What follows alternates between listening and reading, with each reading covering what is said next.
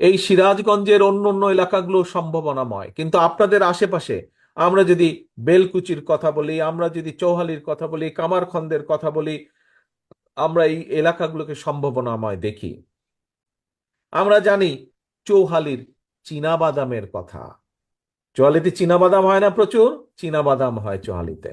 এখন প্রিয় ভাই বোনেরা, এই চীনাবাদাম এই চীনাবাদাম তো পৃথিবীর, এই যে আমি বাধ্য হয়ে এই যে বহু বছর, 15 বছর, গত এক যুগেরও বেশি সময় ধরে এইখানে পড়ে আছে, এই দেশে পড়ে আছে।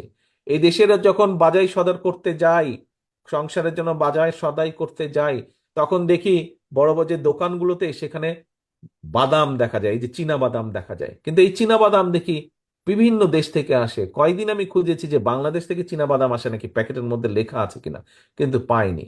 প্রিয় ভাই বোনেরা, আমরা কি চিন্তা করতে পারি না এই যে চোহালির যে চীনা বাদাম, কেন এই চীনা বাদাম শুধু চোহালি বা শুধু সিরাজগঞ্জ বা শুধু উত্তরাঞ্চলের মধ্যে সীমাবদ্ধ থাকবে? কেন এই চীনা বাদাম যারা চাষ করেন সেই কৃষকদের পাশে কেন সরকার এসে দাঁড়াবে না?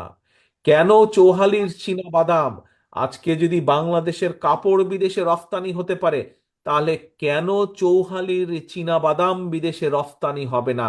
আমাদেরকে এই বিষয়টি চিন্তা করতে হবে, এই সম্ভাবনার বিষয়টি চিন্তা করতে হবে।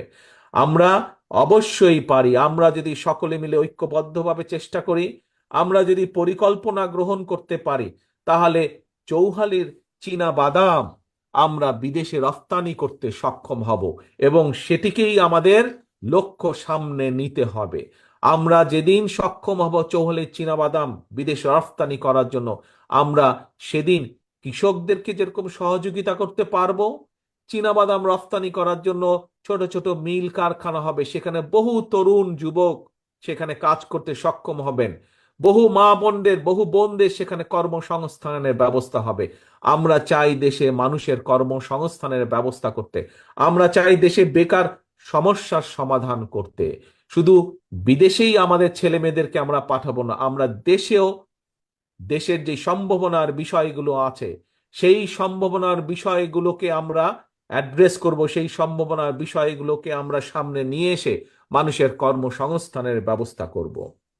প্রিয় ভাই বোনেরা, আপনাদের এখানে আরেকটি কৃষি দ্রব্য উৎপাদিত হয়। কি সেটি? চোহালি আশেপাশের এলাকাগুলোতে, এই এলাকায় উৎপাদিত হয় রসুন, তাই না? রসুন হয় না এখানে বহু এলাকায়? এই রসুন উৎপাদনকে আমাদের বাড়াতে হবে পৃথিবীর বহু দেশে।